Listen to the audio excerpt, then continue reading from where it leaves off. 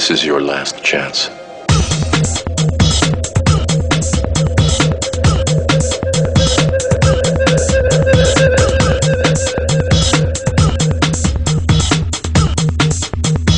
Dr. Harold Tan Chanco. O, salamat po, no? Ang linya ko po, isa po akong ENT, Head and Neck Surgeon. Kung napansin mo, ang sinulat ko isa lang E. Hindi po ako yung typical na EENT. Ibig sabihin, wala po akong training sa eyes.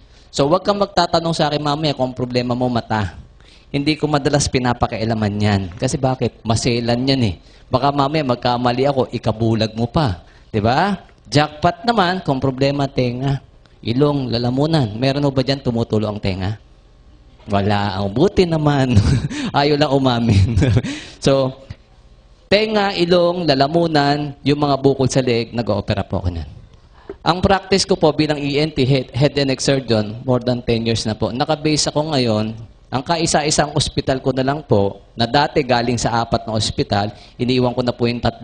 Dito na lang po ako kalambak. Familiar kayo sa ospital namin? Nandito, di ba? Mahal, mura. Mahal. Lahat naman ng private hospital, mahal, tama? Totoo, ang mura, government hospital. Kaya lang, ang point ko, ang tao sumisiksik pa rin sa private. Bakit? Siguro, kulang din ang tiwala natin sa government hospital. Baka iniisip mo, serbisyo ng doktor, alanganin ka. Kulang siguro ang mga gamit, laboratorio. Kaya ayaw natin usually sa government hospital. Marami naman po magagaling ng doktor dun eh. Kaya lang, aanin mo magaling kung walang gamit. Di ka rin maoperahan kung kailangan. Di ba? Kaya lang, isang point ang gusto namin maintindihan sa gabing ito. Madalas naman, tayo nagkakasakit one point in time ng buhay natin. Minsan malala, minsan simpleng sakit. Sipon, ubo, trangkaso, dengue, etc. etc. Ang point ko, napapagastos talaga tayo. Mas madalas ka magkasakit, mas madalas ang gastos. Parang ganun lang naman eh. Huwag tayo kasing umasa na may doktor. Huwag kang umasa may antibiotic. Huwag kang umasa may ospital. Kasi hindi po yan solusyon sa hindi mo pagkakasakit. Di ba? Temporary, oo, pagagalingin ka. Pero ang tanong, hindi na ba uulit ang sakit mo? Uulit pa rin yan. Ang maganda po kasi, lagi naisip natin, i-prevent ang sakit. Diba? Naririnig mo na yun dati, prevention is better than cure. Agree kayo doon? Agree tayo, no? Kaya ang una natin pag-uusapan sa programa ng First Vita Plus, hindi yung kitaan. Kalusugan muna. Kasi naniniwala po ako, health is wealth. Tama ba yon? Okay lang ba sa inyo mayaman ka, may sakit ka? Siyempre hindi, di ba? Pangunahin kasing kayamanan daw ng tao, kalusugan. Ngayon, kung mayaman ka at malusog ka, yun ang best. Di ba? Sa amin po sa First Vita Plus, ang daming ganun. Gusto nyo rin? Siyempre naman, di ba? So, dito po ang pag-usapan natin, unang-una, paano ka iiwas sa sakit? No? Dito, hindi natin i-discuss kung anong antibiotic ang gagamitin mo, kung anong injection. Ang gusto namin kasi, hanggat maaari, walang intervention. Yung bang naturally, nakakaiwas tayo sa sakit. Di ka nagkakasakit. Di ba? Kasi kung papansinin nyo, ako po, nagsasalita sa harapan nyo, isa po akong doktor. No? Hindi po sinasadya ang pagsali ko dito sa First Vita Plus. Bakit? Tingnan nyo po Ang First Vita Plus po, natural health drink. Nandun na yun. Maganda naman ang ibig sabihin, natural health drink. Kaya lang, saan po kaya galing? Nung pinaliwanag sa akin nung araw, nung pinakita sa akin nung araw, ito po nakita ko, prominente. Puro dahon. Sa palagay mo ba ang doktor natutuwa sa dahon? Hindi, allergic kami dyan, galit kami dyan. Di ba? O para po sa akin, imagine nyo po, 10 taon ako nagmedisina. Pag-aaral, no?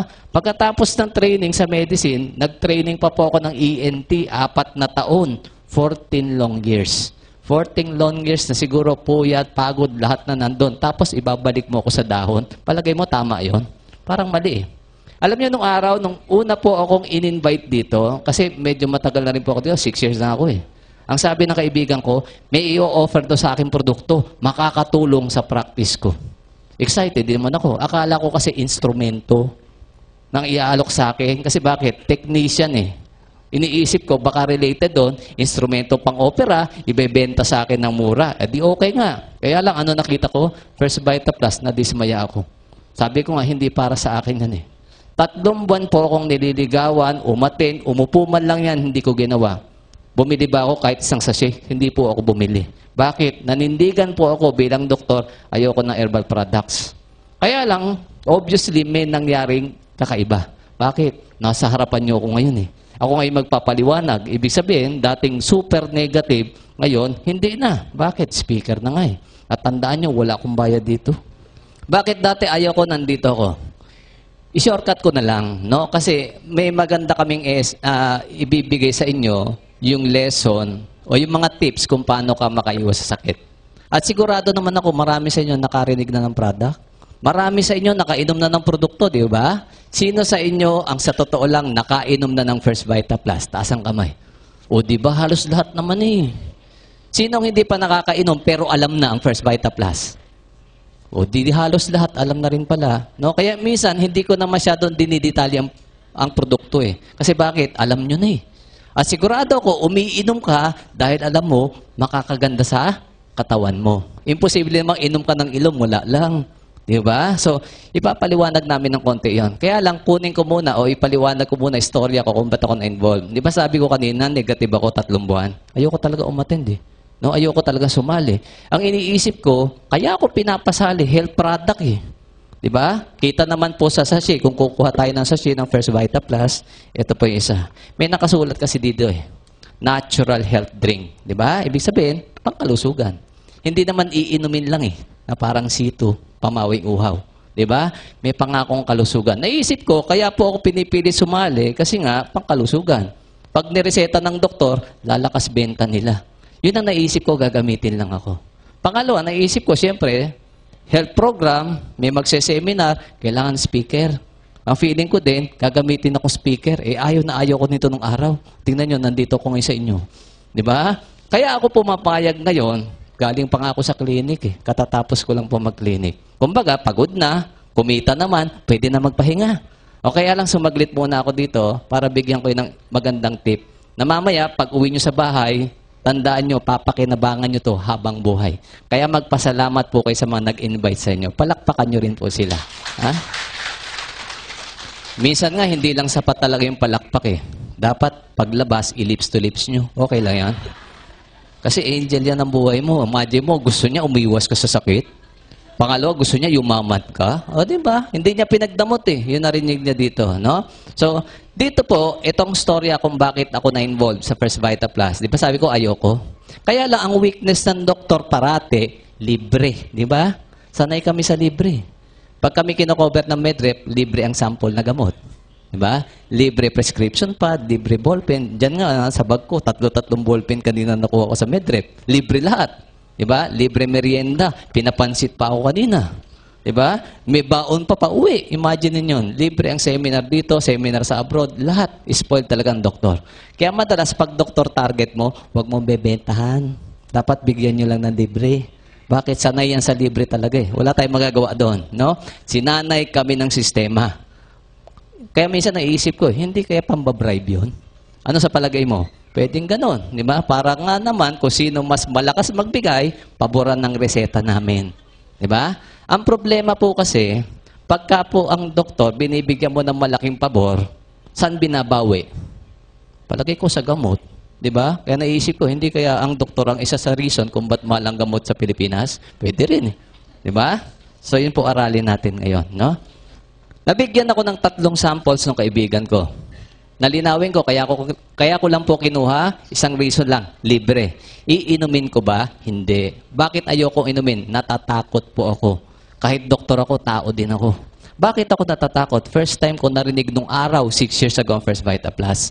Ang problema, hindi ko narinig, hindi ko nakita sa TV. Sa tao ko lang narinig at nakilala. Di ba ang tao kasi, lalo tayo, pag bago ang produkto, mas okay sa'yo pag sa TV mo napakinggan o nakita. Di ba? Para yung mga kino-commercial sa atin, kahit bagong product, automatic, nakita mo sa TV, hawak ng artista, kinakain nila, okay na sa inyo. Pero pag wala sa TV, diskumpiyado tayo parate. Hindi kasi natin alam kung saan ang galing eh. Lalo na nung araw po, ang Vita Plus po, hindi ganito kaganda ang packaging. Ano itsura niya? Aluminum foil o may nakaprint lang sa gitna, parang maliit na sticker. O siyempre, natatakot ako. Bakit? Baka pag inom ko, bumula bibig ko. O sino sisisihin ko? Wala. Di ba? So, ang point ko, ayoko sana talagang tikman. Kaya lang, medyo naging curious po ako sa lasa. Kasi ang banggit ganito eh. Madali lang naman daw intindihin ng First Vita Plus. Lalo yung produkto. Ano daw to? Gulay na ginawang juice. So, na-intriga ako, ano yung lasa ng gulay na ginawang juice? Di ba? Kasi may concept naman tayo pare-pareho kung ano ang gulay. At kung ano ang lasa ng gulay. Di ba? Kasi ito basically, ang sabi ang Vita Plus, ito daw yan. Gulay, ginawang juice. Nung unang pinakilala sa akin yan na ganyan, itong tanong ko, bakit pa siya gagawin juice? Gulay na nga di kainin na lang natin. Subukan mo sa probinsya magpaliwanag ng Vita Plus. Pag tinanong, saan ba galing yan? Galing sa 5 gulay. Banggitin mo yung 5 gulay, anong sasabihin? Bakit pa ako bibili niya? Ang dami namin yan, kakainin ko na lang. Ang point ko, naiisip nila, pag bumili sila ng ganito, dagdag gastos lang. Totoo naman Bakit? Tingnan nyo. Paano mo kinakain ng gulay? Di ba ulam? Totoo yun. Ibig sabihin, kainin mo, may kanin. Lagi may partner. Pag sinayang ulam, may kanin. Meron ba kayo narinig na tao? Nagmimerienda, talong? Inangasab talong, o kaya kalabasang inangat-ngat merienda. Di ba? Walang ganon. Ang point ko, ulam. Paano yon? Example, tanghalian. Bumili ka ng isang ulam, isang platitong gulay. O, vegetarian ka gusto mo gulay.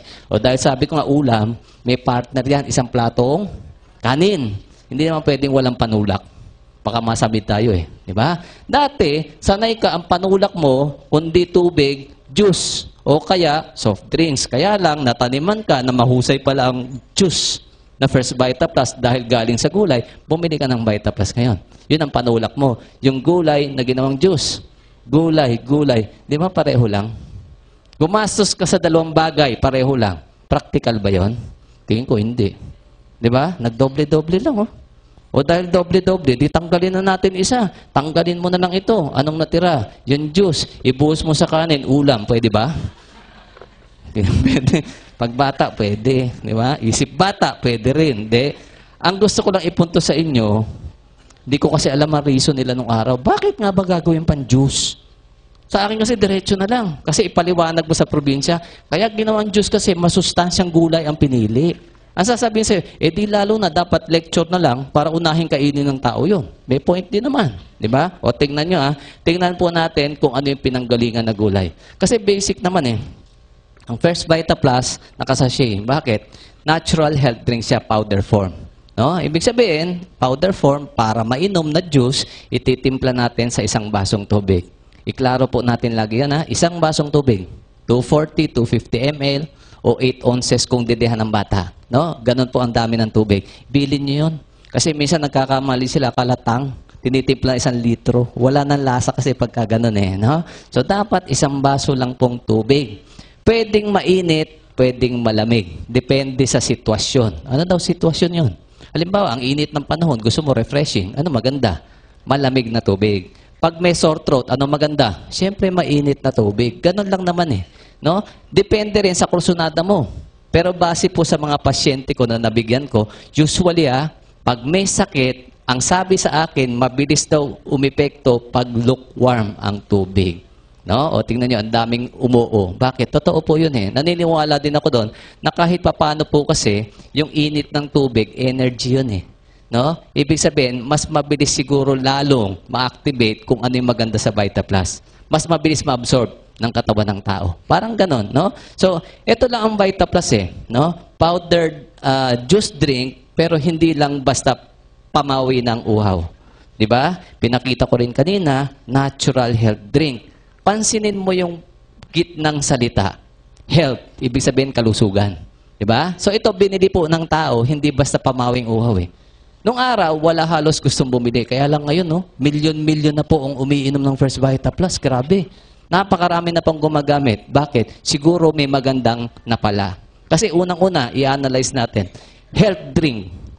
Ibig sabihin, may pangako. Kaya ka nag-try siguro nung araw, kasi nga, ang pangako nito, may pangakong kalusugan. Baka sakali, uminom ka, umokay kung ano nararamdaman natin. Example lang, kung ang produkto hindi magaling, may pangakong health, ininom mo, walang nangyari maganda sa'yo. Tanong, uulit ka pa kaya? Siyempre, hindi na. Tingnan nyo ang Vita Plus dati ko konti umiinom. Bakit ngayon milyon-milyon? Bakit ngayon hindi lang Pilipino, pati ibang lahi? Di ba? Ibig sabihin, totoo ang produkto sa pangako niyang kalusugan. Palakpakan niyo naman ang Vita Plus doon. Natutuwa ako kasi 6 years pa lang ang company. 6 years ang company, alam nyo, milyon na pong taong natulungan pagdating sa kalusugan. Yung iba, simpleng sinusitis lang, allergic rhinitis. Kaya lang, yung kabilang extreme, mga may cancer, may bukol, mga sakit na hindi gumagaling sa doktor, natulungan ng produkto. Nakakatuwa eh. Kaya lang, on the side, hindi lang pala kalusugan ang nabago sa Pilipino.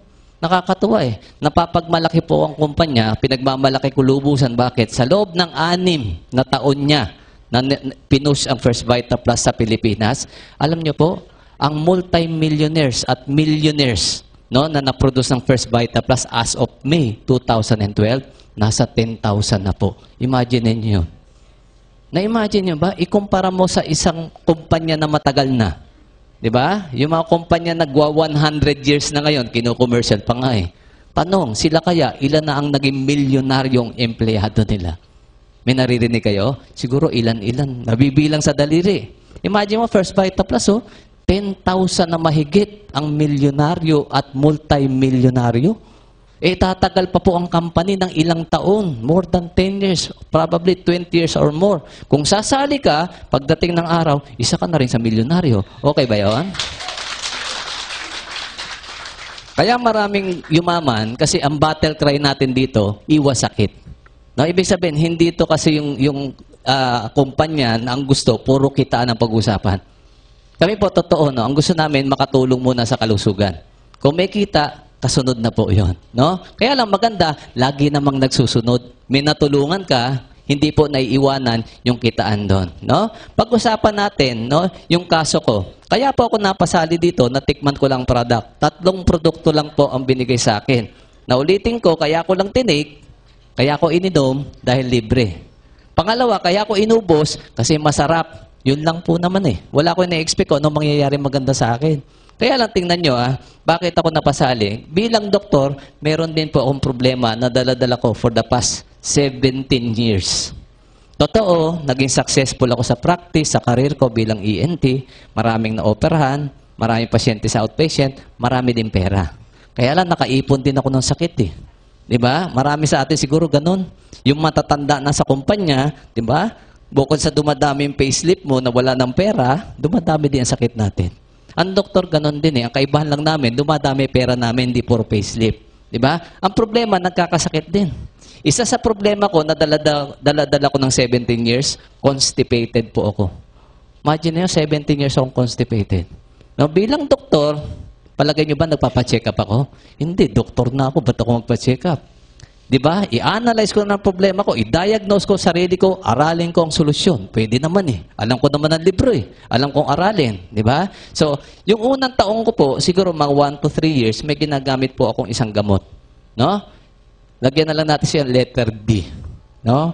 Alam niyo naman siguro yun, bulong ko na lang, Tulcolax. Baka sabihin kasi sa nagpo-promote ako eh. No? So, alam na natin yon. 1 to 3 years yan ang gamot ko. Kaya lang, after 3 years, parang ayaw na. Kumbaga, di ba, sanay tayo doon, naririnig ko sa mga pasyente, Dok, ayaw nang tumalob sa akin, na-immune na yata ako. Ganon tayo minsan eh, di ba? Nasasanay ang system, no, nagko-cope system mo. Nung 3 to 5th year, nagdagdag pa po ako ng isang gamot. Ito po, letter L. Laxoperal. Narinig niya? Alam niyo na yun, di ba? So, ginagamit ko siya, combination o kaya alternate. Depende kung paano umayos yung pagdumi ko. No? Kaya lang, nung more than 5 years na, parang ayaw pa rin tumalab na ulit. Nagdagdag po ako, nung time na yun, nauso po yung mga fiber supplements. Marami namang brand yan eh. Diba? Yung mga fibers, nauso nun eh. Bulk daw, para mas maganda ang pagdumi natin. So, nagdagdag po ako. Kaya lang, nagdagdagan pa ng 2 taon, no? Ayaw na rin, parang kulang na naman. Ang problema, dinadamihan ko na ng fiber. Dinadamihan ko na ng pagkain ng fruits. No? Kaya lang, siyempre, pag constipated ka, minsan matigas ang dumi, sumusugat. Kaya po, nung dulo, nagdagdag pa po ako ng isang gamot, pero hindi iniinom, ointment. Sabi niya, ba't may ointment? Alam mo, sa tenga ilagay, constipation usapan natin. Alam niyo na yan kung saan nilalagay, di ba? So, 4. Sa story ko na 17 years, nagsimula po ako isang gamot. Di ba? Tapos, umandar ang panahon, naging 4 ang ginagamit ko. Tanong, gumaling kaya ako dyan? Analysis nyo. Palagay ko hindi. Kasi, di ba, hanggang dulo ginagamit ko eh. Kasi kaya ako pinapaliwanag yan. Baka yung iba sa inyo, ganyan din ang sitwasyon. Pwedeng hindi constipation. Halimbawa, isang araw, sumakit ang batok mo. Punta ka sa doktor mo. Chinek ang blood pressure mo. Mataas ang blood pressure. Di ba? Hypertensive ka pala. Bigyan ka ng isang gamot, pampababa ng BP. Siyempre, may follow-up yan. After 3 months, balik sa doktor. Pagdating sa doktor, may laboratorio na naman. Nakita mataas ang kolesterol. O di isang gamot ulit. 2 na. Di ba? After 1 year, namamanas na paa mo. Balik ka ulit kay doktor, bibigyan ka pa ng isang gamot, pampaihi naman. Pagputok ng bola, 8 to 10 ang gamot mo pagdating ng araw. Totoo bang nangyayari? Nangyayari yan eh. Di ba? Kasi kaya po ako napaisip to, kasi ganito eh. Palagay ko naman, hindi ka doktor, doktor ako, kaya lang pareho ang konsepto natin kung ano ang gamot. Di ba? Iklaro ko sa inyo. Kasi naiisip ko eh, parang ang nabago na yata ang konsepto natin ng gamot. Kasi sa palagay ko, ang gamot, alam mo eh, anong role ng gamot? Iniinom mo para gumaling ang sakit mo, karamdaman mo. Di ba? Yun ang gamot. O kaya lang, baka nga nabago na ngayon. Tingnan po natin. Kaya nung araw, hindi maniwala ang tao dito na makakatulong eh. Kasi bakit? Ang unang-unang binabasag ng VitaPlus, yung konsepto kung ano ang itsura ng gamot na nakalagay sa isip mo. Pag tinanong kita, ano ba ang gamot? Di ba naiisip mo tableta, capsule, o kaya syrup na masama ang lasa? Nandito ba yun? Eh, hindi. Ang sarap pa ng VitaPlus, powder pa. Di ba? Hindi tableta. Kaya hindi mo iisipin, makakagaling to eh. Pangalawa, kung bibigyan po kayo ng flyers, kahit tingnan po natin yan, nasa gilid na yan. Tingnan nyo ha. Ito kasi ang second reason, kaya ayoko sumali. Bakit? May nakasulat oh. Mga sakit daw. No? Diabetes, anemia, sakit sa puso, leukemia, cancer, sirap sa pagdumi, UTI, sakit sa bato, dysmenorrhea, hikaubo, sipon, lagnat, UTI. Ang dami nakasulat ha. Diba? 20 mahigit yan. 20 mahigit na sakit. Ilan daw gamot ang iinumin? Isa. Isa na kung gamot pa. Diyos nga eh. Maniniwala kayo? Siyempre hindi. Kung hindi maniwala ordinaryong tao, lalo ang doktor. Kasi sa atin, di ba, kahit di ka doktor, alam mo to eh. Isang sakit, isang gamot. Kuha tayo ng sakit. Halimbawa, ang problema natin, hika. Ano po ang gamot sa hika? Ventolin. Kadalasan. Favorite yun eh. Salbutamol. Bumili ka ng Ventolin, inatake ka ng hika mo. 1 week, ininom mo yung gamot, okay ka na. Ang nabili mo pang 2 weeks kasi reseta ni Doc. Sobra ngayon ng 1 week ang gamot mo. Tinago mo na lang. After 1 week, sumakit almoranas mo. Salbutamol ba ulit? O syempre, iba na ulit. Siguro na-gets yung gusto kong may share sa inyo, di ba? Pag dami ng sakit ng tao, dami ng gamot. Kasi isang sakit, isang karamdaman, isang gamot. Tapos sasabihin mo, ito lang. Di ba? Eh, sino maniniwala doon? At tingnan mo kung gaano kalupit, ha? May nakasulat dyan, cancer. Humanap ka dyan ng bedridden na may cancer stage 4. Yung halos patitigok na. Tapos sasabihin mo, cancer ba yan? VitaPlus lang yan. Ano kayong gawin sa'yo? Sasampigahin ka ng kamag-anak nun. Di ba? Akala binibiro mo eh. Papainumin mo ng juice, cancer yun. Di ba? Kaya hindi matanggap ng tao eh. Example pa, humanap po kayo na may psoriasis. Alam niyo yung sakit sa balat na psoriasis? Madalas, ang may psoriasis, suki ng derma yan. Suki ng doktor yan. Minsan, hindi lang 1 taon, 2 taon, 10 taon. Vice Mayor nga natin, 25 years eh. Di ba? Kung kilala nyo, si Atty. Porsing. Manya, 25 years sa doktor, oh. Tapos sasabihin mo, psoriasis ba yan? VitaPlus lang yan. O baka tadyakan ka ni attorney noon. Di ba? 25 years, espesyalista, ang gagamot, nagpunta pa ng abroad. Tapos ikaw, hindi doktor, magyayabang kang VitaPlus. Di ba ang hirap tanggapin? O kaya nung araw, walang bumibili. Kasi ang purpose ng First VitaPlus nung araw, iwas sa sakit. Ano ibig sabihin pang iwas? Prevention. Di ba? Kung prevention, ito kasi ang kinukumpara ng tao. Prevention din ng vitamin C. Di ba? Kino-commercial nga sa cancer din, sa ubo, di ba? Resistensya, pambuild, no? Kaya lang, comparison, presyo nito at vitamin C. Ang laki ng diferensya. Mura lang ascorbic acid, lalo sa generic. Di ba? Samantalang ito may presyo daw. Eh, pareho lang pang iwas. Kaya lang, nagkaiba kami. Saan? Sa totoong resulta. Hindi po namin akalain na yung pinopromote namin nung araw na pang-iwas, actually makakagaling o makakatulong sa karamdaman. No, doon kami na shock. Imagine niyo, tulad ko. Dumating sa punto, doktor ako, nagkasakit ako. Ibig sabihin, pasyente rin ako. 'Di ba? 17 years po, 'di ba? Nag-aral ako, pinag-aralan ko kung anong iinumin ko, nauwi ako sa 4 na gamot. Di rin ako gumaling eh. Tapos nabigyan po ako ng 3 sachets ng Vita Plus.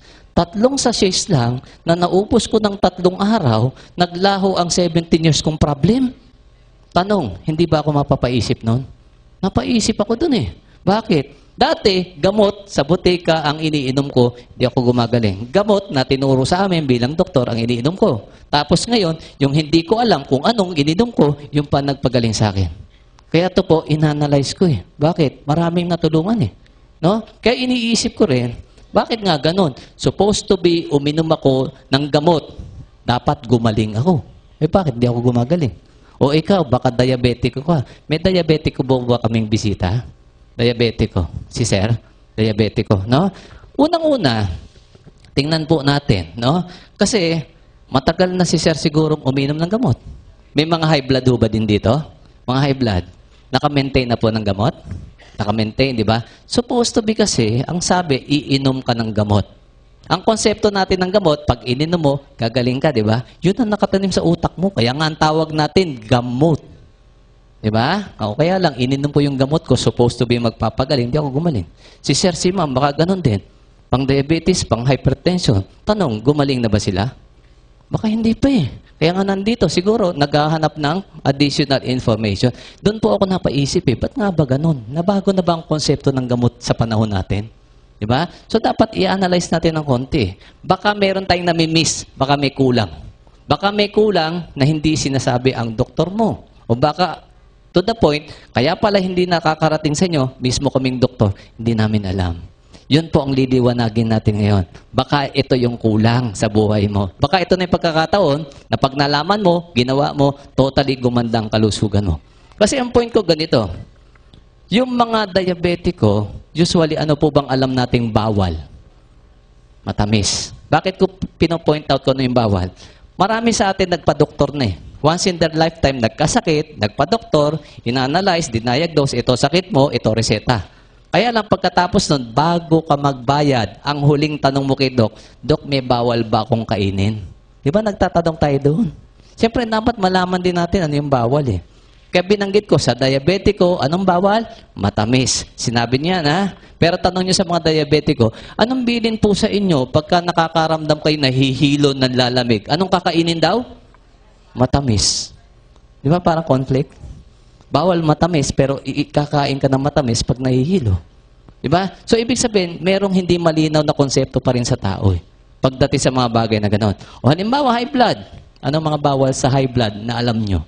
Bawal maalat, bawal mataba, minsan bawal ang beans, bawal ang pork, etc. etc. Naririnig nyo na nga sa commercial yun eh. Ang tanong, ang tagal mo nang sinunod ang bawal, gumaling ka ba? Hindi eh. Diba? Ibig sabihin, baka may missing link. Meron dapat tayo pang hanapin. Baka maraming bawal na hindi natin alam. Sa totoo lang, noong na-realize ko yun at hinanap ko, nasyak po ako. Ang dami. Na mismo kaming doktor, hindi tinuturo sa amin, kaya kami hindi namin alam. Yun po pag-aralan natin. Unang-una, i-discuss natin ng konti ang proseso, bakit ka nagkakasakit. Lalo sa panahon ngayon. Kasi kung titignan natin sa panahon natin ngayon, na iba na po ang sakit. So, para mamaya maintindihan natin kung ano talaga ang relevance ng First Vita Plus sa inyo, no? Banggitin ko lang sandali, ang First Vita Plus, sabi ko, natural health drink. Nagaling daw sa 5 gulay, merong additional na flavor po yan, isang prutas. No? I-rundown ko lang, actually nakasulat naman na doon kung saan siya galing, kaya lang gusto ko isulat po dito para malinaw. No? So, ang Vita Plus, galing daw sa 5 gulay. Ano-ano yung 5 gulay? Number 1, ito po, malunggay. Kung bakit number 1 na pinili yan, alam na natin ang reason. Hindi ko na kailangang explain eh. Sikat na po yan ngayon. Diba? Sa totoo lang, 6 years ago, hindi sikat ang malunggay. Totoo yan. I-recall mo, 6 years ago, sikat ba? Hindi. Ni wala nga sa palengke yan, ni hindi nga binibili yan, ni hindi mo nga ginagamit yan eh. Nagagamit mo lang pag kailangan, nagluto ka ng munggoy. Kailangan mo, sahog. Pero dahil ngayon, alam na alam ng masustansya, sikat na sikat, di ba? Hanggang doon sa iniinom ni Manny Pacquiao nga daw, meron yan eh. Ano yun? O di ba sabi nga, with power pack. Sabi nga parang kinopya kami kasi yung lagayan namin, tawag namin doon, power pack din eh. Di ba? Totoo. Kaya lang, gusto ko po i-recognize natin ito na isang bagay. No? Kaya po sumikat ang malunggay sa buong Pilipinas, kahit sa buong mundo, dahil po sa mga unang dealers ng First Vita Plus. Kaya palakpakan nyo rin po sila. O, grabe po kasi effort ng mga inong araw. Imagine nyo, nung araw, nag-explain kami ganito. Malunggay, masustansya yan. 6 times the vitamin C compared sa oranges. Tinatawanan kami. Bakit? Ang alam mo, pag mataas vitamin C, dapat maasim eh. Hindi man daw maasim malunggay. Kinukutya pa nga kami. O ngayon, napatunayan, totoo pala. Diba? Hindi lang yun. Mahigit doon, maraming sustansya talaga. Number 2, isa pang pinanggalingan, dahon ng sili. Number 3, saluyot. Number 4, talbos ng kamote. Lahat naman yung 4 na yan, usually alam na natin. Karamihan, ginugulay nyo yan. Linawin ko lang yung pang-5 kasi dito nagkakaroon ng konting commotion. Uray. Yung iba kasi hindi kilala ang uray. Totoo yun. Ako nung araw, hindi ko po kilala uray. Ang tawag ng iba sa uray, colitis. Kaya naisip ko, bakit may damo? Kasi dati po, ang tingin ko dyan damo. Sa Laguna, hindi mo kinakain yan eh. Batangas, Quezon, hindi naman ginugulay yan eh. Kaya sabi ko, tama, gulay na ginawang juice, 4 dyan, gulay. Eh bakit may damo? Hindi ko na naintindihan nung araw. Ni-research ko na lang po, inaral ko. Nagulat ako, ang tawag pala sa uray, Chinese spinach. Pag narinig mo spinach, gulay ba yan? Oo naman. Bakit? Bata ka pa, kilala nyo na spinach. Gawa ni Papay. Totoo yun. At kilala mo spinach, hindi lang basta gulay. Masustansyang gulay. Sad to say, sa panahon ng bata natin ngayon, hindi nakilala si Papay. Tinatanong niyo ba sila kung kilala nila? Hindi na. Kasi si SpongeBob na po kilala nila eh. Di ba? Ano ibig sabihin? Pag kilala mo si Papay, may edad ka na. Kaya pag tinanong ka, ayaw mo magpanggap na may edad na, hindi ko kilala yon, si SpongeBob kilala ko. So, ang point ko, ito pa. Pangalawang tanong sa akin nung araw, bakit daw sa dinami-dami ng gulay silang 5 napili? No? Kasi, nung nilatag po sa akin niya, nung time na yon, sikat ang ampalaya. Bakit wala ampalaya? Sikat ang bawang, pampababa ng blood pressure. Hinahanap ko din po dito, bakit wala? Ito pala, kaya napili ng company, may 2 tayong criteria. Anong una? Unang-una, pinili ng company base sa researches ng mga Filipino scientists. Pinag-aralan na yun ng mga scientists natin. No? Bukod sa herbalist, botanist, may mga tinatawag kaming doktor na herbalist. Ibig sabihin, MD rin po. No? Na nakasama ng kumpanya nung araw na nag-formulate ng First Vita Plus. Ang unang pinagbasihan nila, ito po, nutritional value. Ibig sabihin, dapat masustansya yung pipiliing gulay. Pipili ka na lang yung din ng 5, hindi yung pinakamasustansya na. Para sa basketball team, first 5, di ba, magagaling. Ganun yan eh. So, hindi ko na kailangan explain ba't number 1 na malunggay. No? Actually, yan po ang nilatag sa amin, pinakamasustansya. Kung ayaw mo bumili ng Vita Plus, gusto mong gulay, i-prioritize nyo po yung 5 yan sa kinakain natin. May number 2 pa. Ito po, no? Bukod sa masustansya, dapat daw mataas ang disease-preventing capacity.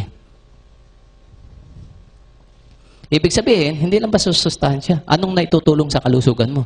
Kaya din po number 1 ang malunggay, alam niyo po, sa researches, 300 sakit ang kayang i-prevent na malunggay sa katawan ng tao. Nashock din nga ako dun eh. 300? Imagine nyo ENT po ako. Bago ako naging ENT, 10 taong medisina, 4 na taong training para maging ENT. Bukod pa yung college, bukod pa elementary. Tapos natapos ako, espesyalista ako, siguro less than 100 ang kaya kong gamutin. Daig pa ako ng malunggay, hindi nag-aaral ng medicine. Di ba? Kaya nakaka-challenge eh. Dapat gagalingan ko pala para matalo ko malunggay. No? So ito po yung maliwanag. Yan po ang criteria, ito ang lumabas. Ngayon, kung mas magaling ka sa mga Filipino scientists, palitan mo isa. Bahala ka na. Sa amin, nilalatag namin, base sa researches. No? So, ano lang ginawa? Kasi ang tao, alam naman natin ang importansya ng gulay. Kasi bata ka pa, naririnig mo na yon. Diba? Bakit importante ang gulay? Sabi nga ng nanay, ng lola, nung araw pa, bata ka pa, kain ng gulay para humaba ang buhay. Hindi ilong, hindi buhok. Buhay. So maliwanag yun, importante po ang gulay. No? Kaya lang, sabi nga nila, sa panahon ngayon, bakit kailangan gawin pang juice? No? Mamaya, pupuntahan ulit natin yon.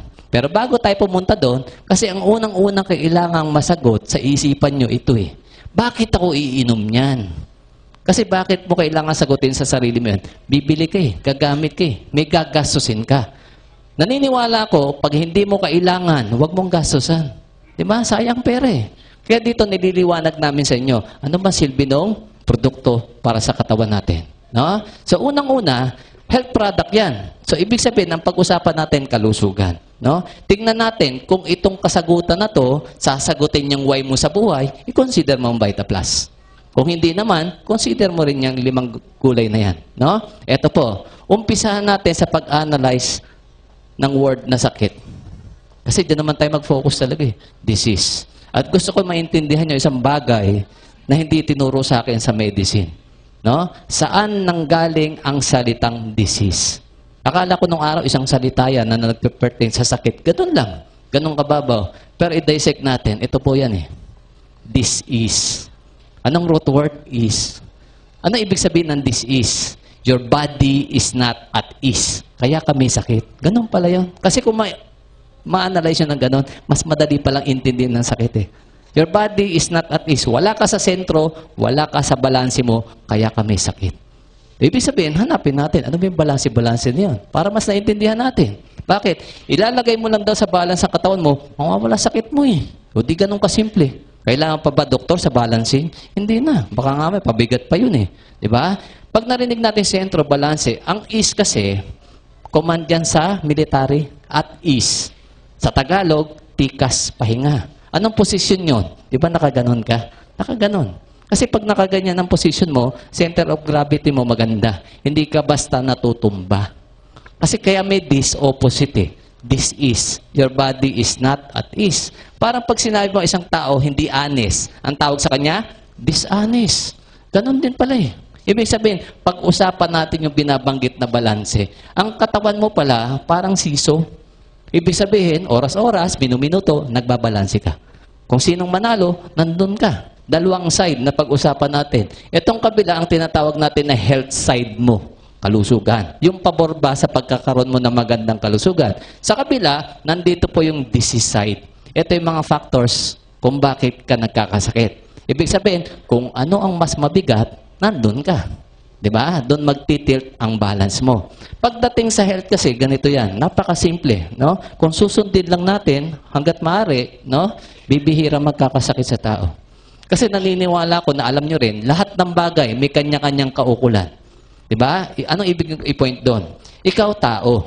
Diba? Halimbawa, nabuntis ka. Manganganak ka. Siyempre, lalabas sa'yo, tao. Diba? Ito, tao ka. Alam mo, maglabas ka ng aso. Diba? Ang point ko, paglabas ng bata, dapat, ang unang-unang binibigay, ang pinifeed natin, breast milk, gatas ng tao. Kaya lang sa panahon natin, anong binibigay natin?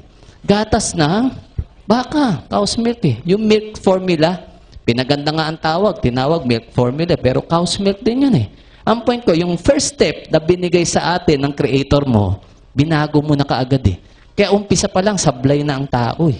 Imagine niyo to, bagong panganak ang baka, dedede kaya sa'yo? O baka hindi. Samantala ang anak mo, literally, pinapadede mo na gatas ng baka eh. Kaya minsan tingnan mo, baby pa lang. Dok, nagpunta sa pedya. Constipated, ang tigas ng dumi ng baby ko. Baka mali ang gatas. Tama na may sagot, mali ang gatas. Yung pala, papalitan lang ng brand. Tama na ba yung brand? Hindi, cow's milk pa rin eh. Yung first step, sumala na tayo. Alam nyo naman natin, naririnig natin yung importansya ng breast milk. Diba? Ang pinaka magandang component na naririnig mo, yung colostrum. Diba? Naririnig yan eh. Kaya lang minsan, ang nanay kasi, ang pag-intindi ng colostrum, napakababaw. Akala nyo kasi antibody lang, antibiotic. Ganun lang ang role. Actually, ikumpara mo ang tao sa computer para mas maintindihan mo ang colostrum. Bumili ka ng computer ngayon, after 1 year, ina-upgrade ba ang program? Di ba, oo. Para nung araw, di ba, Windows 1, ano na ngayon? Sabi ng matatanda, ano yung window bintana? yung program, di ba, 7 na ngayon yata? Totoo yan, bakit? Ina-upgrade eh. Hindi pwedeng hindi, babagal ang ano mo, computer mo. Ang program ng tao, nasa colostrum. Isa yan eh. Diyan nilagay ng creator mo. Ibig sabihin, kung ang bata mo, napadede mo ng breast milk, especially yung first portion, yung may colostrum, maa-upgrade ang immune system. Naandun eh. Nasa colostrum ang experiences ng mga nanay. Nabuhay ka ng ilang taon, nagkasakit, gumaling, nagkasakit, gumaling. Ang solusyon, nasa colostrum. Ibibigay mo sa bata, upgraded ang system. Kaya lamang-lamang, pag breastfed ang bata, bihira nagkakasakit. Yun eh. Yun ang role nun. No? Ibig sabihin, kinopya lang yung colostrum nung sa computer na program. Ganon din ang konsepto nun. Kaya napakaganda na pagkakagawa sa tao. So, ibig sabihin dito, unang-una, yung breast milk. Importante yun. Natutuwa nga ako sa panahon natin, pinopromote na ang breastfeeding. Di ba? Pangalawa, naririnig mo naman to. Vaccination. Di ba? Bakuna. Ang bakuna, maraming sakit talagang naiwasan ng tao dyan. May mga nawala nga tulad ng smallpox eh. Nawala po yun sa face of the earth, sabi nga nila. Nasa laboratorio na lang daw po ang live smallpox viruses. Wala na po sa tao. Na-eradicate gawa ng bakuna. Bihira na rin po nagkakapolio. Gawa din ng bakuna. Kaya magpasalamat din tayo sa bakuna. No? Measles, mumps, rubella, bihira na tinatamaan dahil di sa bakuna. Ang problema, dumami ang bakuna masyado. Napansin nyo ba? Totoo, maraming essentials na bakuna. Kaya lang naniniwala po ako, hindi lahat yun importante. Diba? Bakit ko nasabi? Kasi tingnan natin, ang analogy ko kasi ganito. No? Ang tao, na-expose ka sa mikrobyo. Nagkakasakit ka, trangkaso, etc. etc. Vaccination yun eh. Yun ang natural vaccination mo. Yun ang proseso mo eh. Bata ka, nagkakasipon ka, labas-masok sa ilong mo. Di ba? Totoo yun. Nakikita niyo ba yung mga squatter? Hubot-hubad. Ang laki ng tiyan, no? Labas-masok ang sipon. Pero pag lakihan, tingnan niyo, ang titibay ng resistensya. Nagpapaulan nga eh. Anak mo, hindi nauulanan. Hindi sinisipon. Pero tingnan mo, lagi may asthma. Iba ang sakit eh. Di ba? Bakit? Wala yung natural immunization. No? Alam niyo, sabi nga sa ibang research, mas maganda pa yung bata, yung first setup ng ngipin, maagang nabubulok, nagkakaganon. Bakit? Yung tubo mas matibay. Bakit? Nai-immune ang system mo, lalo yung sa ngipin mo, doon sa mikrobyo na sumisira sa ngipin mo. Ganon daw yun. Unlike pag alagang-alaga yung ngipin, yung second set ng tooth, sabi nga na, ng teeth, medyo mahina daw. Sabi nila. Kasi bakit? May natural immunization. Kaya lang, nag-intervene ang tao eh. Nagbabakuna tayo actively. No? Sa akin, ang point ko, sino po dito ang isa lang ang bakuna sa buong buhay nila? Taas ang kamay. Yung isa lang ang pagkakaalam nilang bakuna. O sila, ma'am. Ako ganun din eh. Ano yun? Usually, dalawa yan. Hindi lang natin na-experience yung isa kasi yung isa dito, BCG. Di ba? Meron lahat halos nun. Nung araw kasi sa eskwelahan yan, pipila. Ibig sabihin, pag wala ka nun, nagtago ka. Natakot ka eh. Di ba? Oo.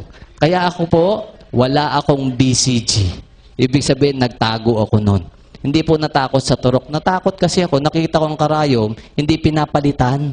Di ba nung araw, iniinit lang, tapos next. Nakakatakot naman yung ganun. Hindi pinapalitan. Ang pangalawang bakuna po natin, yung patak. Sa polio kasi, hindi injection. Pinapatak lang. So basically, yung mga elders natin, isa o dalawa ang bakuna. Ang bata po ngayon, ilan ang bakuna sa pagkakaalam nyo? Dami. Di ba? Alam nyo, pag kukumpletuhin natin, sa protocol po ng mga doktor, lagpas 10. Lagpas 10 yan. No? Minsan nga, nadadagdagan pa na nadadagdagan. Ba't kaya nadadagdagan? Ang iniisip ko, hindi kaya dahil sa negosyo na lang. Kasi totoo naman, mahalaga daw ang bakuna. Kaya lang ang point ko, ito kasi ang naging comparison ko. Tingnan mo, ang bakuna dapat daw umiwas sa sakit. Tayo, 1-2 ang bakuna. Ang bata mo, mahigit 10. Comparison, ang daming protection sa kanila. Eh bakit magbago panahon? Sino nasa ospital? Ikaw ba sila? O bakit ang bata mo? Eh, ang daming bakuna. Di ba? May reported cases pa po o mga pag-aaral na sinasabi, kaya daw maraming autistic na bata dahil sa bakuna. Marami bang autistic na bata ngayon? Di ba marami? May school na nga na special child eh. Di ba? Kaya ikaw swerte ka. Isa lang bakuna mo at least hindi ka autistic ngayon. May autistic ba? O mukha lang daw autistic. Naririnig na rin natin ang mga supplementation.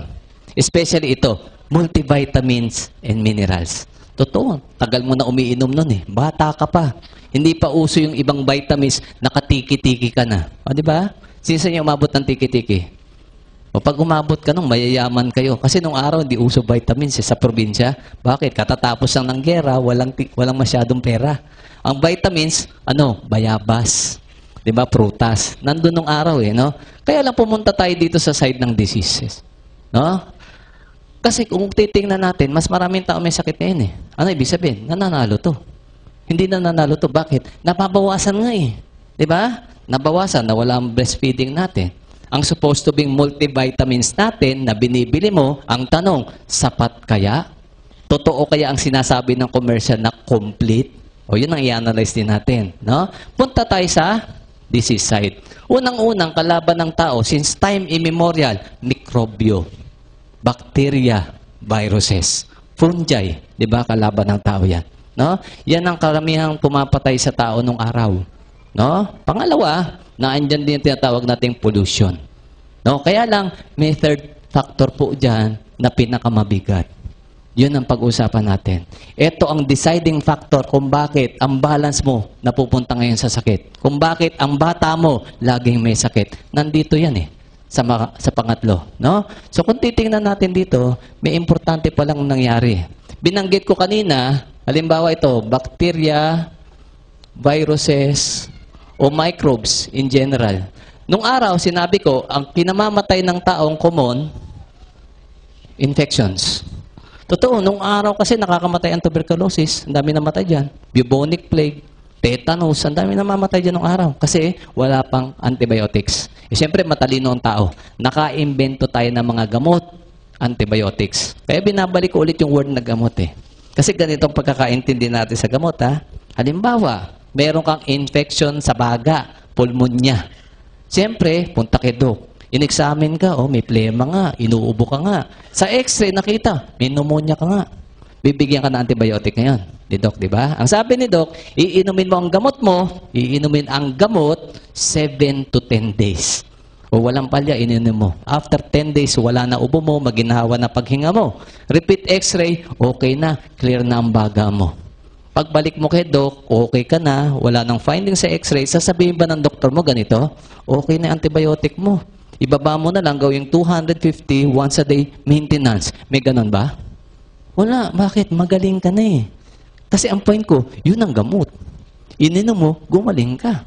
Hindi yung ininom mo ngayon, ang sabi ng doktor mo, yung gamot mo habang buhay Yung gamot mo lifetime Ang tanong, gamot ba talaga yun? Parang na-twist di ba? Sa panan ako, hindi gamot yun Kasi ang gamot, pang sakit Yung iniinom mo, pang simptomas Walang simptomas, pero ang sakit mo, nasa katawan mo pa rin. Di ba? Kaya mahirap mag-rely sa gamot ngayon. Bakit? Yung iba doon, di na nga totoong gamot Kunyari na lang yatang gamot Bakit? Kung talagang gamot, after 1 month, tapos na ang gamutan, magaling na tayo. Kaya mahirap mahulog ngayon sa pagkakasakit, sa paggagamot. Dapat maintindihan mo, ito lang naman, balancing act lang naman pala Mabalansi mo, okay, di ba balik ang balance, health side ang mananalo. No? Ito nga lang, ang shift. Infection, nagagamot ng mahusay na antibiotics. Ang gumawa ng antibiotics, negosyante rin naman Walang pag-usapan doon.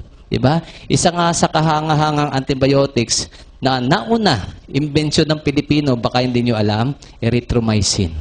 Naka-imbento niyan Pilipino. Ang unang brand niyan, Ilozone. O baka nare-recall pa ng iba. Ilozone. Bakit? Na-discover po yun sa ilo ng Pilipino. Kaya Ilozone ang pangalan. Diba? O nadagdagan. Ibig sabihin, matatalino talaga mga Pilipino. Diba? So, ibig sabihin, nung araw, infection, antibiotic, gumagaling. Ang problema, gumagaling agad. Nakita na negosyante. Diba? Mahirap pala pag negosyo, antibiotic, kasi nga, limited ang kita. Paano kung next year ka na ulit magka-infection? Next year ka na ulit bibili ng gamot. Kaya ngayon, dati, infection kinamamatay, ngayon po na iba ang trend ng sakit ng tao. Napunta po tayo sa tinatawag nating lifestyle diseases. No? Hindi lang napunta dyan. Dyan na tayo ng dyan. No? Naipon. No? Ano naman yung lifestyle diseases? Ang lifestyle diseases, kukuha ako ng example. Ito yung madalas namin dinidiscuss dito. Under ng top 3. Top 3 na kinamamatay ng tao sa buong mundo. Kaya discuss natin yan. Maraming sakit, totoo lang. Kaya lang dito ako mag-focus kasi dito tayo din kinukumpul Dito tayo iniipon. No? Number 1, cardiovascular diseases. Sakit sa puso, stroke, hypertension. Number 1 yan. No question about that. Amerikano, Pilipino, Inchik, lahat. Nandito kayo namamatay eh. Ang mapapansin mong pagbabago, kasi nung araw, inaatake sa puso, matatanda lang. Di ba? Na-stroke, matatanda lang. Ngayon, no, kahit bata. Alam niyo po, Kalamba doctors, dalawa na dyan sa ICU nila, sa record nila, dalawa na dyan ang 13 years old na na-stroke. Imagine mo, 13 anyos na-stroke na. Di ba? Totoo yun. Mabigat yun. Nung araw, ang inaatake sa puso, sabi nga nila, yung matataba, yung high blood. Eh bakit ngayon low blood, nai-stroke, nag-heart attack? Di ba? Minsan physically fit, atleta pa nga eh. Tapos nag-heart attack pa. Nung araw, ang sabi nila, yun lang daw pong may lahi. Ngayon po, hindi na kailangan ng lahi. Kaya lagi namin sinasabi, pag hindi nyo naiintindihan yung idinidiscuss namin dito, pagdating ng araw, tatamaan ka rin yan. Lahat po tayo candidate sa heart disease, sa ayaw at sa gusto nyo. Kaya dapat may maintindihan tayo dito maganda. No? Number 2 problem. Sigurado naman ako, aware kayo dito. Dumadami may cancers ngayon. Di ba? O ito, sumikat ang colon cancer nung namatay sino? Cory Aquino. Kaya lang ang sa akin, bigyan nyo rin ng credit si Chat Silayan, Rio Diaz, Helen Vela, June Encarnacion. Colon cancer din kinamatay nun eh. Charlie Dabao yung latest. Ronald Reagan may colon cancer din. Di ba? So, ang dami na. Pero mas maraming ordinaryong tao ang pinatay ng colon cancer. Di lang sikat, kaya hindi na-mention. Ang point ko, yung binanggit ko, sikat. Ibig sabihin, may pera. Nagpa-check up. Ginamot. Buhay patay. O kasi cancer kalaban. Kaya takot tayo dito eh. Di ba? Ang point ko, ito pa. No? Dumadami ang cancer ngayon na minsan o nung araw, hindi mo masyadong naririnig o nababalitaan. Kaya minsan pag narinig mo, ano yun? Kakaibang cancer ba yun? Example lang po, yung cancer na kinamatay ng asawa ni Camille Prats. Natandaan nyo? Nasyak tayo doon, di ba? Ang bata ng asawa, 30 plus lang, nasopharyngeal cancer. Yun din po ang cancer ni Romel Aducul, yung basketballista. Di ba? Ang dami kong pasyenteng ganyan nung araw. Totoo yun. No? Isa na lang ang buhay. Imagine niyo yun. No? So far, yung isa yata hanggang ngayon umiinom ng Vita Plus, buhay pa rin. Di ba? Yun nakakatawa eh. No? Pagdating naman sa breast bukol, tumor sa breast, o breast cancer, no? Pag kinuha niyo po kasi yung statistics, no? Sa Pilipinas at sa buong Southeast Asia, number 1 ang Pilipinas pagdating sa breast cancer. Palakpak naman kayo dyan. Oh, may pumalakpak na. Ba nagulat kayo? Ba't nga ba pumalakpak? O at least masunurin kayo. No? Congratulations. Ang point ko, gusto ko yung i-aware. Totoo naman, medyo mali ang reaction. Kasi hindi man beauty contest para palakpakan eh. Kaya lang okay lang yon para magkaroon tayo ng awareness. Bakit nga matay number 1? Kasi dito nakita ko, ang daming babae dito. No? Ito ang mensahe nun para sa inyo. No? Nandito ka sa Pilipinas, na kung saan sa Southeast Asia, number 1 sa dami ng breast cancer. Tayo pinakamarami, kung tutuusin. Diba? Ngayon, anong ibig sabihin nun sa inyo? Yung bansa kinalalagyan mo, marami may breast cancer. Lamang-lamang, kung ano yung nagbigay ng breast cancer sa kanila, nasa tabi-tabi nyo lang din. O dapat alamin mo yun. O sabi naman ng doktor, ito may breast cancer awareness, di ba? Ang sabi ng doktor, breast exam, mammogram check-up. Napansin nyo ba, ang sinasabi lagi may bayad? Meron ba sinabi, ito iwasan mo, libre naman, sinabi lang. Walang ganun eh. Kaya minsan sinasabi ko, bitin eh. Kaya nagtaka ako, bakit nga ba namin hindi sinasabi? Ito lang na-analyze ko, kaya namin hindi nasasabi, hindi rin namin alam. No? O pangatlo, diabetes. At sigurado ko, alam mo kung ganong kalala ang problema natin sa diabetes ngayon. Kasi ang Pilipinas po, 500 per day po na Pilipino ang nagkakaroon ng diabetes. Yan po ang rate natin. Marami ba yan? Marami yan. Kasi yung 500 na yan, gagaling ba yan? Hindi. Isang araw pa, 500 ulit. Di 1,000 na yun. At tingnan nyo sa buong mundo, ang statistiko po, 300 to 500 milyong katao na po ang diabetiko sa buong mundo. Marami yan. Marami yan. Marami din dyan, doktor. Kung ngayon tanong, diabetiko ka, punta ka sa doktor mo, diabetiko rin. Magtiwala ka. Yan ang point ko eh. Hindi nyo lang alam, maraming doktor diabetiko. Totoo yun. Hindi ko sasabihin. Baka magalit sa akin. Maraming doktor na stroke, high blood. Maraming doktor, hospital lang. 3 dyan, alam ko, kinikimotherapy. O nag-underwent ng chemotherapy. Doktor. Maraming doktor akong kilala kaysa Manila, mas bata sa akin na stroke. O ba't ganun? Ang point ko, may pare-pareho tayo hindi alam. Kasi kung alam ng doktor, hindi sila magkasakit ng ganun. Kung alam ng doktor diabetes, hindi sila naging diabetiko. Di ba? Ang masaklap, umaasa ka, kulang din pala. Yun ang mabigat. Dadagdagan natin ng konting yan. Na baka sakali, kung idagdag natin dito, mas gumanda ang laban mo. Kung meron ka na. Kung wala naman, mas maganda-ganda ngayon ang pag-iwas natin. Okay sa inyo yan? Ito ang unang-unang ina-advise ko sa tao, no? Kasi balikan po natin yung tatlong sakit na yan. Heart disease, cancer, diabetes. Actually, marami pa iba eh. Kaya ako na-focus dito. Nung araw may tawag tayo dyan, sakit ng mayayaman. Di po ba? Ngayon, mayaman lang ba nandyan? Hindi, pati mahirap eh. O mahirap ka, anong ginagawa mo sa sakit ng mayayaman? Nainggit ka sa mayayaman? Ganun ba yon? May isa pa akong tawag dito eh. Tawag ko dyan, death trap. Trap yan eh. Bakit trap? Pag nandiyan ka na, yan ay kamamatay mo. Baon mo na yan eh. Tama ba yon? Totoo yun. Label mo na yan. Nung araw kasi nakakabalita tayo, namatay ang tao, haba ng buhay, 100 plus. Ba't namatay lola mo? 129. Nakalimutan ng huminga. Sa katandaan na. Di ba ganon? Meron ka pa nababalitang ganon. Di namin alam, di nalang gumising eh. Ilang taon na ba? 112. O ngayon, tingnan mo ang tao, pag namatay, ba't namatay lolo mo? Na-stroke yun eh. Lola mo, may cancer yun eh. Tiyuhin mo, may diabetes yun eh. Napapansin nyo, lahat tayo may label na sakit. At yung label mong sakit, nandito sa tatlong ito. Ito, naging top 3 sa simpleng reason kasi dumadami yan. At kaya trap yan, tingnan mo. Pag ginagamot ba yan, 1 buwan lang, 1 linggo lang?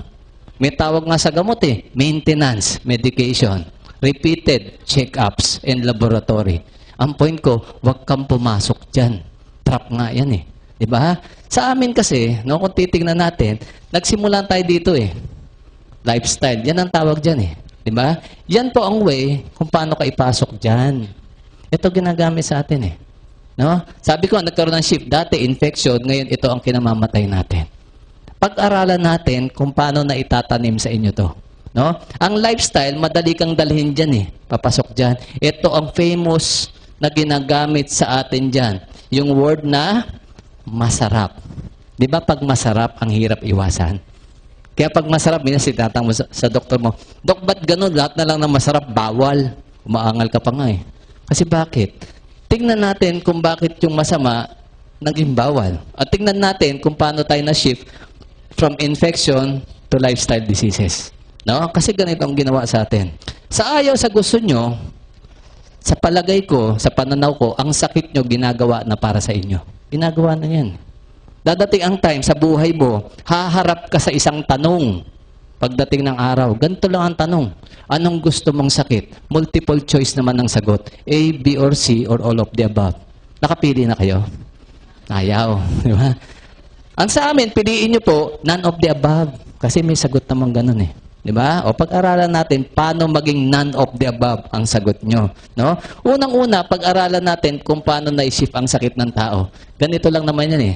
Ang bottom line dyan, alam nyo, ito eh, it's all about the money. Negosyo ng kalusugan. Ang masaklap, ikaw ang pinagninegosyoan. Kalusugan nyo, talo kayo doon. Kaya minsan sinasabi ko nga eh, totoo ang doktor, concern sa'yo. Kaya lang minsan, totoo nga bang 100% lahat ng doktor mapapagkatiwalaan nyo? Nag-iisip ka rin. Bakit? Ang point ko, tignan mo mas maganda sa doktor, mas maraming sakit ang tao. Mas maraming may sakit, mas maraming pasyente. Diba? Mapapagkatiwalaan ba ospital? Mahirap din. Kasi ang ospital, design ng ospital, hindi lang basta may sakit. Grabe yung sakit mo. Kaya nga may kwarto para ma-confine. Kaya nga may operating room para ma-operahan. Subukan pumunta sa Maynila. May bago silang machine doon. Halimbawa, latest, pan-detect daw ng breast cancer. Lalagay pa ng ospital sa labas, di ba? Because we care. Naniwala ka doon? O negosyo yun eh. Pang-akit yun eh. Di ba? Ibabayad ka. Kung saan totoo yung we care, sana libre na lang. Okay, half the price. Pwede pa, papayag ako. Di ba? Ang ganda na nga rin siya sabi. Because we care.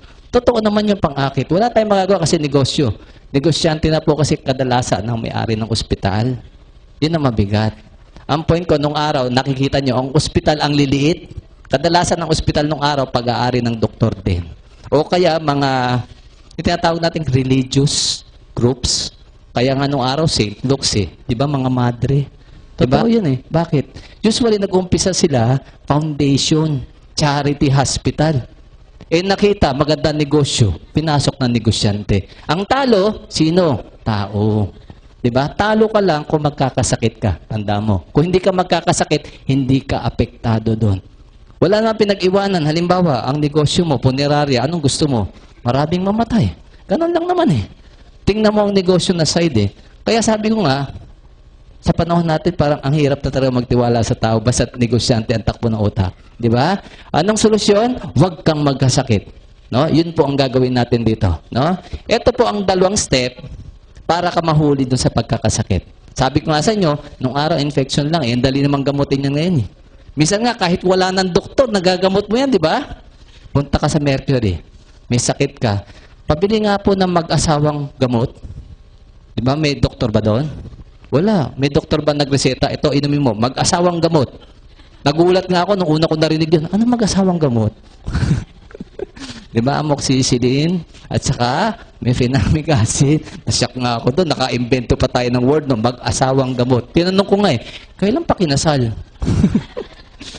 Ito po yung step Ito yung way paano tayo nahuli sa sakit. Unang-una, para magkasakit ang tao, ginagawan po tayo ng deficiencies. Kakulangan sa Tagalog. Paano daw tayo nagagawa ng kakulangan? Kakulangan yan sa sustansya. Sinasadya. Paano? Ang ganda nga ng word Ang word na ginagamit, refinement. Kasi pag narinig mong refine, malinis, magandang pakinggan, di ba? Totoo naman malinis. Saan? Malinis na sa sustansya. Wala nang tinira. Tingnan mo ang difference Ikumpara nyo ang raw sugar sa refined sugar.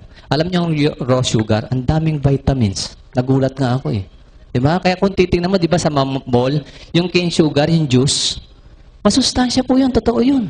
No? Kaya lang anong difference sa refined? Tinanggal na lahat ang sustansya, ang vitamins, ang enzyme, ang cofactors. Anong tinira? Calories na lang. Nagdagdag naman ng chemical, yung pinampaputi sa sugar. Kaya ang layo ng diferensya Ang kanin nung araw, binabayo lang naman sa probinsya yan, di ba? Nung araw. Wala naman yung sinasabing pinapalis Nung araw, basically brown rice. Wala namang white rice nung araw, na-invento lang pang palis. So, naging ang kanin natin na shift ngayon. Magandang tingnan ang puti. Tama. Refine. Malinis. Malinis ulit saan? Sa sustansya, sa vitamins, sa cofactors, sa mga importanteng enzyme. Ngayon, tinanggalan ng sugar, tinanggalan ng kanin mo o yung bigas pala, ay yung palay ng sustansya. Tinapon ba yon? Hindi. Ba't naman itatapon? Bakit? Pakikinabangan nila yon. Bakit? Alam nila ang nawala dun. Kailangan mo. So, gagawin nila yon, dun sila kukuha ng raw materials panggawa ng vitamins na bibilhin mo. To begin with, dapat pala hindi ka na bumibili ng vitamins Nasa kanin mo na Nasa asukal mo na Kaya lang, na-trick ka. Maganda kasing tingnan ng refine. No? Umaandar dyan sa isip natin, pag refine, malinis. Tama tayo doon. Binanggit ko kanina, malinis sa sustansya. Ang problema sa deficiency, minsan natsatsambahan ng tao yan Example, nagkaroon ka ng sakit, hindi ma-diagnose ng doktor mo. Lahat na lang ng doktor inikot mo, hindi alam kung bakit may masakit sa'yo. X-ray, ultrasound, MRI, lahat na pinatest sa dugo mo, walang makitang problema. Yung pala ang problema mo lang, meron kang deficiency sa isang minerals o vitamins. No? Example, dahil nanawa ka nakapa-doktor at isip mo ngayon, wala na siguro talagang oras ko na. Umuwi ka na lang ng probinsya nyo. Doon na lang ako abutin? Pahinga na lang ako doon. Pagdating sa probinsya, walang ginawa kundi kumain ng fresh. Fresh fruits, fresh vegetables, manok na, di ba? Yung native, itlog na organic, lahat magandang kinakain. Biglang gumaling. Anong ibig sabihin? Na-correct mo yung problema ng katawan mo. Natsambahan mo ang deficiency mo. Kaya maraming istoryang ganun Umukay nung umuwi ng probinsya Kaya alam din po ng negosyante na pwede matsambahan yan. Kaya hindi pwedeng papayag sila na ang sakit mo, dito ka lang dadaanin. Nagdagdag pa silang isang paraan para mahuli ka. Ito po, ang pinakamalupit. Nagdagdag sila ngayon. Di ba parang familiar politika, Oplan, dagdag, bawas. Ganon ginagawa sa inyo Di ba? At itong pinakamatindi bukod sa tinatanggalan ka, dinagdagan ka pa. Andito yan Ito po ang nagpapabigat. 15,000 toxic chemicals ang inaalaw gamitin sa tao. Imagine niyo yan, no? Marami ho ba yan? 15,000. Nasa pagkain mo, nasa damit mo, nasa bahay mo, nasa balat mo. Dala-dala mo nga ngayon yan eh. Di ba? Nagulat ako dyan, nabasa ko eh. Bakit? 100 nga lang, dami na eh. 15,000 pa. Di ba? So, ngayon, ang point, ito kasi kinwestiyon ko dun eh. Bakit nga ba pinapayagan? Kasi pala isipan sa akin yan, bakit allowed? Sa pagkakaintindi nyo, kailangan ng katawan mo pag toxic. Di ba? Hindi. Lason nga eh. Di ba? Kaya lang sabi ko nga, bakit allowed? Pinapayagan. Isa lang naisip ko, kaya pinapayagan, gagawa ka ng sakit. Yun lang naman eh. Yun lang naman silbi niyan eh, para ka magkasakit. Di ba? O ngayon, tingnan natin ngayon ang relationship. Itong 15,000 toxic chemical na yan, dito yan, yung addition na to, paano ka na-shift dyan? Unang-una, itong 15,000 toxic chemicals na to, na ina-add sa'yo, saan nilalagay? Sa masarap. Kaya minsan, totoo yung sinasabi eh. Bakit pag masarap bawal? Diba? Example, tanongin ko kayo, yung lahat na nandito sa kwartong to, sino po sa inyo hindi pa nakakain ng dilata sa buong buhay niya? Taas ang kamay. Yung pong laman, di yung lata ha. Maliwanag, nakakain na lahat. No? Ang dilata ho ba, sa pagkakaalam nyo, may preservatives? Wala. Meron. Masama hindi ang preservatives? Masama. Walang masama, ba't mo kinakain? Masarap, madali, mura. Nandun eh, huli kayo. Number 1 reason, masarap. Hindi ako naniniwalang madali at mura lang. Kakain kayo ng sardinas, masama lasa, mura? Siyempre hindi. Dapat masarap muna. Alam nila yun eh. Pangunahin target, panlasa mo. Pakiramdam mo dapat masarap. Kaya nga minsan kahit diabetic, ang hirap umiwas eh, di ba? Bawal ang sweets. Di ba? Napunta sa party, binigyan ng cake, eh wala yung misis, nag-aawat. Di ba? Kakain hindi. Kakain. Di ba? Kumakain ka, habang kumakain ka, nagtatalo pa isip mo. Minsan lang naman to eh. O ba't mo inaaway sarili mo? Wala man kumukontra. Alam mo kasi, bawal ginagawa mo eh. Yung iba, ganito pa eh. May gamot naman eh. Okay naman ang blood sugar ko ngayon eh. Diba? Nagdadahilan ka kasi alam mo, mali ang ginagawa mo. At least alam mo. Diba? So ito pa. Paano tayo nadadali pa? No? Ito, tingnan po natin. Dapat kasi, oriented na tayo dito. No? Burahin ko muna ito. Kasi ito yung importanteng ituturo ko sa inyo. Bibigyan ko kayo ng ilan sa 15,000 toxic chemicals na yan. Hindi ko man po tatapusin lahat, huwag kayo matakot. Ha? Kasi kung isa-isahin ko yan, baka December na hindi pa tayo tapos. Diba? Bibigyan ko lang kayo ng ilang importante sa palagay ko. Para mas maunawaan mo, kaya pala marami may sakit. Dito lang pala, napaka-basic. Unang-unang tinuturo namin dito, dapat nagbabasa kayo ng food labeling. Read the labels. Diba sa gatas, check the label. Ganon din dito. Lahat ng binibili mo, tingnan mo, basahin mo ingredients. Huwag kang makontento, harapan lang binabasa ng kahon. Tingnan mo yung gilid, tingnan mo yung likod. Yung word na ingredients. Kasi sa ingredients, nandun lahat kung anong component ng binili mo. Diba? Karamihan po sa 15,000, nandun din eh. Hindi mo binasa, wala kang alam. O kahit basahin mo nung araw, kung walang nagpaliwanag sa inyong masama, para ka lang nagbasa ng comics. Wala rin impact. Bibigyan ka to ng ilan na pag nahanap nyo, ito po ang gagawin natin ha. Dinawin ko. Pag nakita, avoid. Iwasan. Baka mamaya binili, kinain. Sabit ako dun.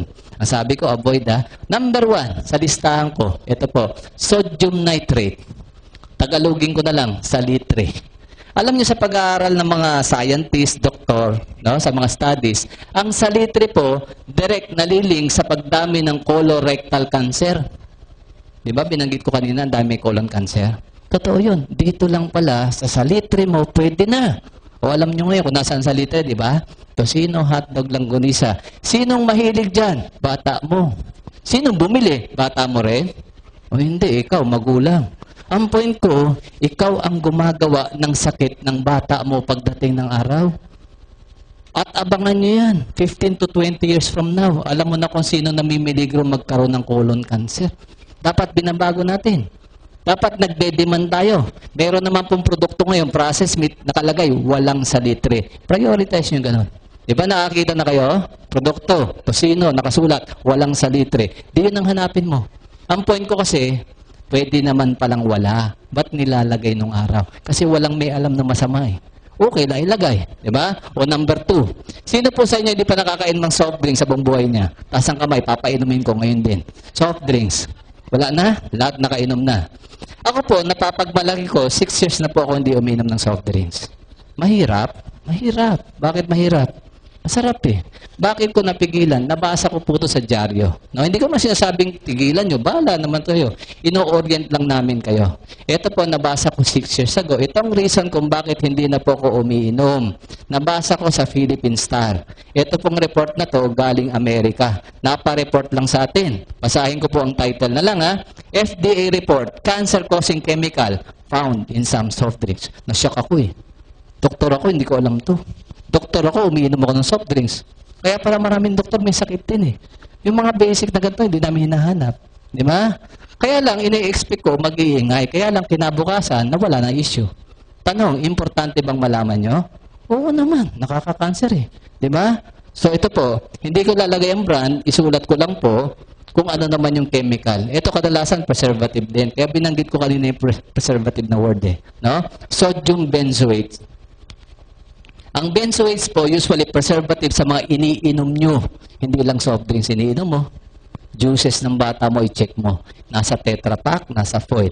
90% ng product natin, made in the Philippines, yan ang preservative pagdating sa juices. Nasyak ako dun. Halos lahat ng tingnan ko, meron eh. Ano daw sakit ang naibibigay ng sodium benzoate? Blood cancers. Ano ba ang blood cancers na alam nyo? Leukemias. O kaya pala maraming bata sa Pilipinas may leukemia. Dito lang pala pwede na eh.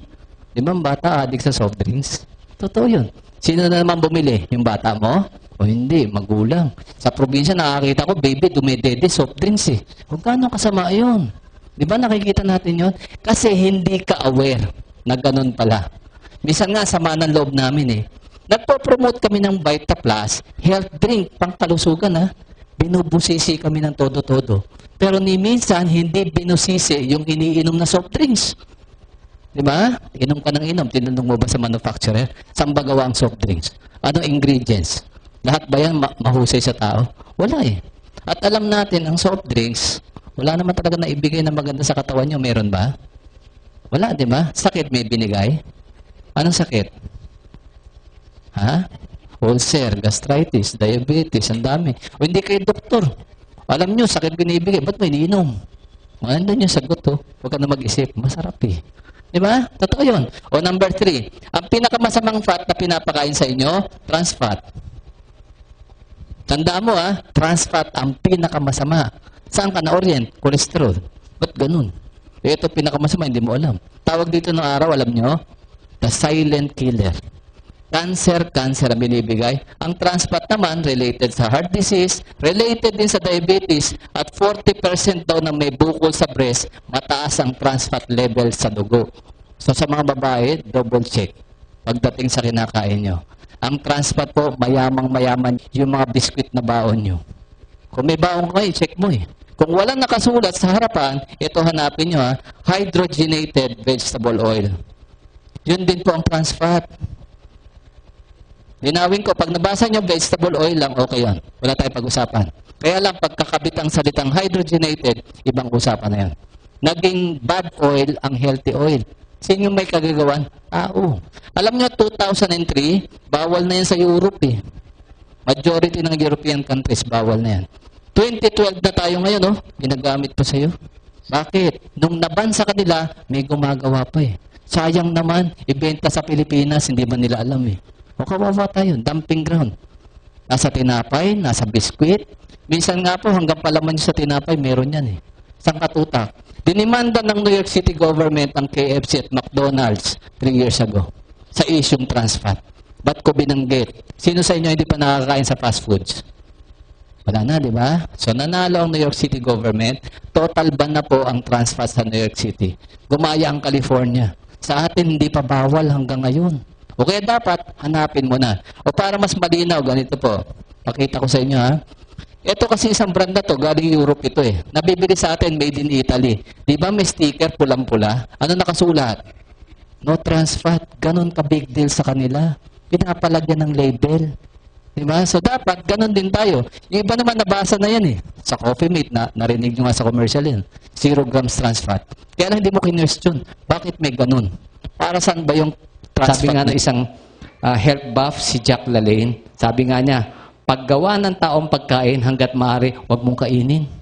Lalo kung may pangalan. Kasi nga naman, pag may pangalan, negosyo yan, korporasyon yan. Ang habol niyan lagi, tubo. Kung paano makikreate ang produktong mas mura, no? Na kikita sila ng malaki. Ngayon, paano mag-create ng mura? Puro artificial na lahat, pati flavoring eh. Diba? Kasi mas mura yung ganun eh.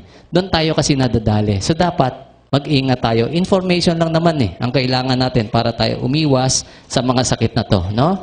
So, number 4, refined carbohydrates. Madali maintindihan yung refined carbohydrates kung paano ka nagkakasakit kasi binanggit ko na kanina, di ba? Sa refinement, tinatanggalan ka ng sustansya. So, dapat pala, hindi ka na masyado dito. Ano yon? Madalas sinasabi ko yan, binabanggit ko, yan po yung mga whites. White sugar, white bread, white rice. Bumalik ka na sa masustansya talaga. Ano po yon? Brown sugar, muscovado. Brown rice, wheat bread, di ba? Nakikita nyo naman eh. Yung iba naman kasi, alam namang masustansya ang wheat bread, ang brown rice. Pero ba't bumibili ka pa ng pampaputi ng kanin mo? Yun na hindi ko maintindihan.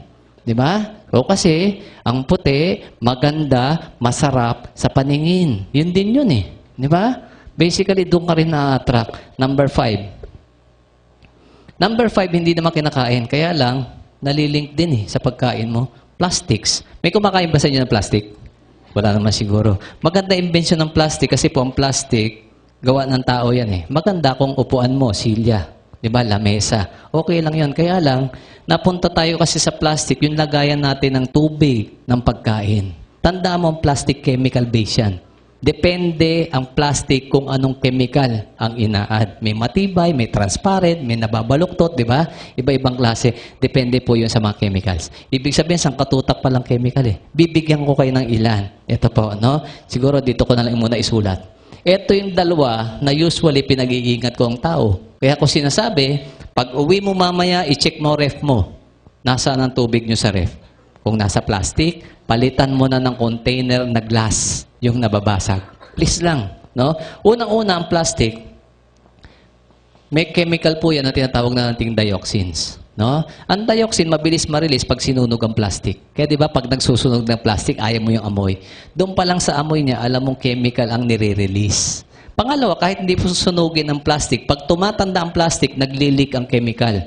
Saan pumupunta? Saan sumasama? Sa tubig, sa pagkain. Ito po, no, ang dioxin naliling sa dalawang sakit. Unang-una, sa pagtaas daw ng breast cancer. O dito pa lang, di ba, dalawang tip na sa breast cancer. Ano yung una? Trans fat. Kung may baong nga kayong biskwit ngayon, i-check nyo. Lamang-lamang meron yan. Di ba? Bukod dito, tumataas din daw po ang kaso ng prostate cancer dahil sa dioxin ng plastic. No? Ito pa isa sa plastic, BPA. Yung iba, kung medyo observant kayo, mapapansin niya sa isang bus. Merong bus na kasi nagdadala ng commercial sa likod, di ba? Gumagawa ng plastic, may nakasulat, BPA-free. Dapat kinu-question nyo, bakit ba BPA-free? Ano bang meron sa BPA? Bakit kailangan walang BPA? Ang BPA po, bisphenol A. Pampatibay po ng plastic mo. No? Okay naman, tumibay ang plastic eh. Kaya lang, nung pinag-aralan po ang BPA, 3 sakit pa lang na ibibigay sa tao. Anong target sa ating sakit na top 3? Ito pansinin nyo yan. Heart disease, diabetes, goiters. Dito pa lang pala, pansin mo, huli na yung 3. Di ba? Kasi ang goiter, nagiging cancer din yan. Tandaan nyo. At tingnan nyo, kung gaano tayo nataniman ng BPA, lalo yung younger generation ngayon. Kasi nakita nila, maraming dedihan ng bata ngayon, mataas ang BPA content. Nasa dedihan ng bata. Di ba nung araw, ang dedihan natin, di ba? Yung bubog, yung glass. Yung nababasag. Ba't biglang nawala? Nag-shift tayo sa plastic kasi mura. Kasi hindi daw nababasag. Kaya lang, hindi kaya ang question dapat ganito. Baka kaya tinanggal yung glass dahil kukunti ang nagkakasakit doon. Sa plastic marami. Di ba? Kasi parang namang, bakit para sinasadya eksakto? Tapos nasa bata mo, ibig sabihin, walang kamalay-malay, walang kalaban-laban, ang bata mo natataniman. No? On number 6, bawas na po tayo sa paggamit natin ng fabric conditioner.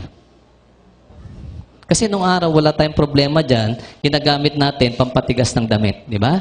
Almerol. Ang almerol kasi cornstarch, walang problem. Maganda naman gamitin kasi malambot ang damit, mabango. Doon ka rin na-attract. Kasi yung malambot sa pakiramdam at mabango sa ilong, masarap na pakiramdam. Nakuha nyo? Kasi hindi masarap sa pakiramdam kung matigas ang damit mo. Subukan mo maglaban ng brief, lagyan yung almerol. Awayin ka ng mister mo. Pag uwi niyan, gas-kasingit yan di ba? Totoo, tigas ang... Fabric conditioner, bawasan na lang ang gamit, ha? Sa akin kasi, tingnan nyo, nung inaral yan, alam nyo ba lumabas? 10 chemicals ang content niyan. 3 daw doon nakakapagbigay ng cancer sa'yo. Paano pumapasok? Nasisip-sip ng balat nyo. Please lang yung bata, kung ikaw hindi mo kayang mawala ang fabric conditioner, yung bata huwag nyo na isama damit. 40% manipis ang balat niyan. Mas maraming nasisip-sip. Nung bata ka, anong sinipsip? Cornstarch. Ngayon, ang ganti mo, 10 chemical, unfair ka sa bata mo eh. Kaya lang hindi mo alam yun nung araw. No? So ito, number 7 tayo. Cosmetics. Hindi ko na po i-discuss lahat, no? Kasi marami po yan. Isang libro yan eh. Maglagay na lang po ako, especially yung mataas ang lead content. No? Usually, heavy metals ang masama dyan. Tsaka yung naririnig niya, mercury. Diba? Yung mga sa beauty product, made in China, diba? Yung iba pine-face out kasi mataas daw ang mercury. Pareho po kasi yan nakakasira ng nervous system kasama ang brain. Ang notorious sa lead na mataas, lipsticks nyo. Okay, ako naka-lipstick ka, ito lang question. Kung branded naman yan, absuelto ka na. Lahat po ng mga branded na lipstick ngayon, nag-pull out na ng gamit ng LED. So, mas safe po na tayo doon. Kung branded ginagamit. Yung mga boys, parang patay mali siya. Bakit? Hindi daw nagli-lipstick. Kaya lang may warning din sa inyo. Tanong, humahali kayo? Oh, yes. O, di ba? Ang malupit doon, kasi sa observation ko, pag sa hali ka ng lalaki, laging palunok, pasipsip. Napansin nyo ba? Totoo yan eh. Lalo't pag bago pa lang, di ba? Tingnan mo, babae. Yung lalaki, mag-boyfriend, girlfriend, bago pa lang. Lagyan mo ng lipstick yung babae pulang-pula. Kasasagot pa lang. 1 week pa lang. Iiwan mo sa kwartong madilim. 30 minutes. Paglabas, may lipstick pa ba? Na kanino na? Nasa lalaki. Nilunok mo pa. Ayun ang bigat doon. Di ikaw magkaroon ng lead poisoning. Kaya itong advice ko sa mga boys, no, especially mga lover boys dyan, yung mahilig humalik, no? Bago ka humalik sa partner mo, girlfriend, asawa, pag naka-lipstick, magtanong ka muna kung anong brand. Ha? Sabihin mo na ng ganito, wala nang paligoy-ligoy, ganito ng tanong, diretso. Unleaded ba yan? Di ba uso naman yan yan? Gasolina. O yun naman ang issue eh, yung lead eh. Di tanongin mo, unleaded ba yan? O number 8 na po tayo, no? Ito po, siguro last na lang natin, antibac. Naririnig niyo word antibac? Di ba? Sa TV, sikat yan eh. Ang pinakasikat kasi na antibac, ito po, triclosan. Bigyan ko lang kayo ng konting istorya sa triclosan. Nung araw, ginagamit na yan sa paa mo. Yung Fisan, foot powder, natatandaan niyo, pang-alipunga. Effective kasi yan, pamatay mikrobyo. Usually, pag sinabi antibac, pamatay mikrobyo. Effective sa alipunga, nasa paa. Kaya lang, mura po yan, effective. Anong ginawa? Hindi pa nakontento sa paa. Nilagay na sa katawan mo. Nasa sabon nyo na yan eh. Hindi pa nakontento sa katawan. Nasa bibig mo na ngayon, yung dating nasa paa mo lang. Tingnan mo nasa toothpaste mo na yan eh. I-check nyo ibang toothpaste nyo, meron na yan.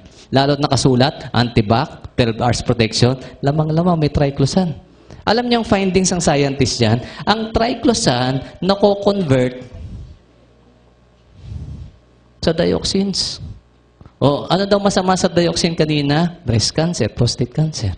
O kaya nilagay sa bibig mo, ito lang nakikita ko dyan, ha? Matatalino po talaga eh, ang negosyante, no? Ang dioxin kasi, no, nakakaproduce ng sakit sa'yo. Kaya lang, ang triclosan, paano nauwi ng dioxin? Ganito lang kasimple yan. Kung alam mong chemist, ang chemistry mo nung araw, ito po, mas madali lang doon. Ang triclosan po, may 3 chlorine. Kaya nga trichloro. Usually po, bago yan ma-convert sa dioxin, ang dioxin kasi mga tetrachloro. Ibig sabihin, 4 ang chlorine yan. Hindi yan magiging dioxin ng kulang ng 1 chlorine. Diba? So, dapat meron kang isang dagdag, isang donor manggagalingan ng chlorine molecule. Pag naliligo ka, may tubig, wala. Wala. Pag nagtutoothbrush ka, may tubig, wala. Tanong, tubig mo, chlorinated, hindi. Diba ang tatalino? Naisip nila yun, no? Imaginein mo, masama ang chlorinated water sa tao. Ang tanong, sa swimming pool ba umiinom ka? O di ba hindi? Bukod sa chlorine, may ihi pa yun ng mga boys. Yak daw. Ito po, no? Number 9, bilisan ko na lang po, no? Number 9, binanggit ko na kanina, hanggat maaari, lalo yung mga may problema sa goiter, lalong babae prone kayo kasi sa goiter. Ako kasi, pinapaiwas ko ang tao ngayon uminom ng chlorinated water. Tap water usually chlorinated yan. Nag-i-interfere sa thyroid function nyo. Ang malas ng Amerikano, ang tubig nila parehong meron yan. Sa atin, chlorine lang. No? Ang fluoride, madalas naman to, nasa toothpaste mo. Okay naman, in small amount, okay. Ang problema, napaparami ka. Bakit sinusunod mo yung commercial? Di ba? Pag ganun kalaking bristle, ganun karami toothpaste. Sinusunod mo yon at pinagagawa sa'yo para mabilis maubos toothpaste mo, para bibili ka ulit. Ang kailangan mo, konti lang. Tandaan mo, ang basihan doon, fluoride content. Masama sa tao ang sobra. Actually, poison yan, kung i-consider nyo. Kaya nga ang bata, hindi dapat nagtututplas mag-isa. Delikado. Nilulunok. Fluoride yun. Tandaan natin. Diba? Iwasan lalo kung prone sa goiter. Number 10. No? Ito po yung sinasabi ko mga tinatawag nating topicals. Yung mga ina-apply nyo sa balat nyo. Yung masasabi nating for external use only. Una sinasabi ko dyan, alcohols. Mamili na kayo. May safe, merong not so safe na alcohol. No? Kasi madalas naririnig kong ginagamit, isopropyl yata. Ginagamit. Kasi may isang pag-aaral na ang propyl alcohol, isopropyl alcohol, nakakatulong po bumilis dumami ang cancer cells. Isang cell biologist po ang nagsabi noon, hindi ako. Kaya lang ang point ko, kung ginagamit mo sa katawan mo, paano kung matsyempohan, may nabubuo ka palang cancer cells, di bibilis ang dami. Pwede namang gamitin ng ethyl alcohol. No? Mas safe po yon. No? Bukod doon, ito pa, yung, kasi summer, total, tapos naman ng summer. Sino po sa inyo nag-beach? Nag-Boracay, nagpalawan? Yung iba sa atin, pag nag-beach kasi, ayaw ma-sunburn. Anong pinapahid mo? Sunscreen.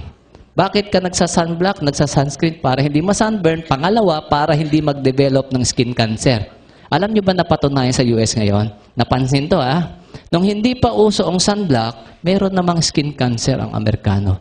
Nung nauso ang sunblock, naging 4 times na dumami ang skin cancer. Alam niyo na-detect? 3 component sa sunblock mo ang actually nakakakos ng skin cancer. Di ba naisahan ka na naman doon? Supposed to be po, proteksyonan ka daw eh. Ito pa, yung huling topical sa sinasabi ko, yung pinapahid ng babaeng lotions.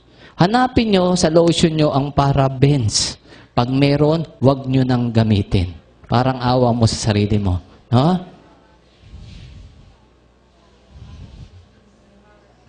Madalas, ito yan, methyl parabens o propyl parabens. Bakit ko sinasabing iwasan? Nasa topic tayong tatanggalin ng Pilipinas sa number 1 spot sa breast cancer. Importante maintindihan yan.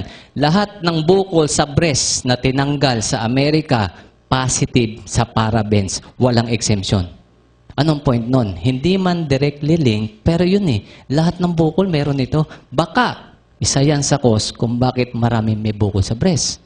Maraming produkto may parabens, walang problema doon kasi kadalasan yung iba, binabanlawan nyo. Diba? Ang lotions po iba, hindi mo binabanlawan yan, pinapasip-sip nyo yan to the last drop. Diba? Naiipon lalo ang parabens sa inyo. No? Kung papansin natin, 10 lang yan. No? Kaya lang ang tanong ko, natuto ba kayo? Kahit pa paano? Oh, buti naman, no? Sa akin lang, try nyo i-practice, i-share, no? Ipakilala sa kamag-anak, mahal sa buhay. 10 lang yan out of 15,000. Napakarami. Napakarami pang wala, no? Kaya lang, sa akin, kahit alam mo yung 10 yan, kahit iwasan mo yan, hindi mo totally, di ba, matatanggal. Minsan nakakasingit pa rin yan Diba? Minsan nagagawa mo pa rin. Kaya balikan natin. Yung last, natin, no? Last, sabihin natin na advice para sa mga taong ayaw magkasakit. Ito po, no? Kasi dito natin malilink ang importansya ng product. Ang product po, kung tutuusin, may nasunod. Yung requirements po ng WHO at National Cancer Institute. Ano po yon? Itong dalawang to, yung mga scientists nila nag-formulate. Anong finormulate nila? No? Ano daw ang gagawin mo para tayo makaiwas sa sakit? Importanteng malaman nyo. Oo naman, pagtiwalaan mo yan, ang gusto niyan, bumaba sakit mo. Pabor sa inyo yan, di ba ganun gusto mo? Kung ang gusto mo, pareho sa objective nila, pakinggan mo. Di ba? Ang objective nila, umunti ang may sakit. Sundan natin. Meron silang sinabing, gagawin mo para ka makaiwas sa sakit. Ano daw yun? Nagulat ako, napakasimple lang. No? Kayang-kayang ang gawin kung tutuusin. Kaya lang, bakit hindi nagagawa? Walang nag-i-impose. Walang pumipilit. Walang nagpapaintindi na ganito ka-importante yun. Ano daw? Dapat daw bawat tao ngayon nakakakain tayo ng 5 to 6 cups ng vegetables daily. Sino sa inyo kumakain ng gulay? Taas ang kamay. O lahat naman eh. Sino nakakakain isang plangganang gulay isang araw? Wala na. Di ba? Mahirap ba? Mahirap po ba? Mahirap. Ang gawin mo, i-divide mo na lang. Breakfast, 1. Tanghalian, 2. Hapunan, 2. Di ba 5 rin yan? Kaya lang ang usapan, daily, araw-araw. Ilang araw ka tatagal? Natansya mo ba? Baka 3 araw, surrender ka na eh. Di ba? Ang kaya lang tumagal dyan, yung mga lahing kambing. Tao ka eh. Mahirapan ka dyan. Tingnan nyo ha. Ang matanda, 5 to 6. Ang usual sa bata, alam nyo, 1/2 sa bata mo. Nagagawa? Hindi rin. O tingnan nyo ha. Ikaw, yung 5 to 6, hindi mo kaya. Ang bata mo, hindi rin kaya. Ano yung hindi nyo nagawa? Yung pang-iwas. Anong ginagawa sa'yo? Tinataniman ka ng sakit. Dapat mas kailangang magawa nyo yan. Bakit? Protection mo yan eh. Nilalagyan ka, ito yung pansangga mo eh. Kung titingnan mo, 2 lang pamimilian mo dyan. Sa sakit, sa iwas. Saan po kayo? Siyempre sa iwas. O pilitin mo yan. Sabi ng iba sa akin, ang tigas ng ulo nito, ang hirap nga gawin yan eh. Kaya nga pinapakilala sa iyo ang Vita Plus, di ba? O balikan natin yung sinulat ko dito. Saan daw siya galing? 5 gulay, 1 prutas. Kuha ba? Kuha eh. Ang point ko ganito, kaya ka kumakain ng gulay, may kailangan ka. Nung araw, ang alam mong kailangan mo lang dyan, multivitamins and minerals. Niloko ka rin dun eh. Akala mo yun lang eh. Pero ngayon, lumalabas ang totoo. Kailangan mo ang phytochemicals, kailangan mo ang antioxidants, kailangan mo ang coenzymes, ang mga cofactors. Lumalabas sa inyo yan eh. Ang dating alam mong complete, hindi pa rin pala. Kaya hindi ka rin gumagaling. Di ba? Ang point ko, yan ang kailangan mo sa gulay. Anong ginawa ng company? Since mahirap kumain ng 5 tasa, kinuha na lahat ang sustansya kailangan mo, nilagay na sa isang sachets na to. Okay ba yun sa'yo? Okay yun. Pabor to sa tamad. Hindi ka na mamamalingki. Hindi ka na magluluto. Di ba? Pabor to kung wala ka ng ngipin. Hindi ka na ngangunguya. Uinom na lang tayo eh. Di ba? Ang point ko, wag mo siyang ituring na juice lang. Tandaan mo, ang katumbas ng isang sachet, pag tinimpla nyo sa isang baso, para kang kumain ng 5 taling gulay na pinakamasustansya. Yun ang relevance ng programa. Yun ang importansya ng product sa inyo. Kaya lang kayo pa rin ang pipili. Di ba? Kung ayaw mong gumastos dito, subukan ng press, bahala ka sa sarili mo. Kung anong kaya mong gawin. Di ba? Ang mahalaga sa produkto po, lalo sa programa, ang intention po ng company, gumanda kalusugan nyo. Kaya lang, naisisilip ng company, may isa pang malubhang problema ang tao. Di ba? O maganda nga ang product, wala mo akong pambili. Di ba? Ang problema, gusto kong gumamit, kapos naman ako sa budget. Kaya tuturuan namin kayong yumaman din. Di ba? Malusog ka na, maganda kalusugan mo, mayaman ka pa. Okay ba sa inyo yun?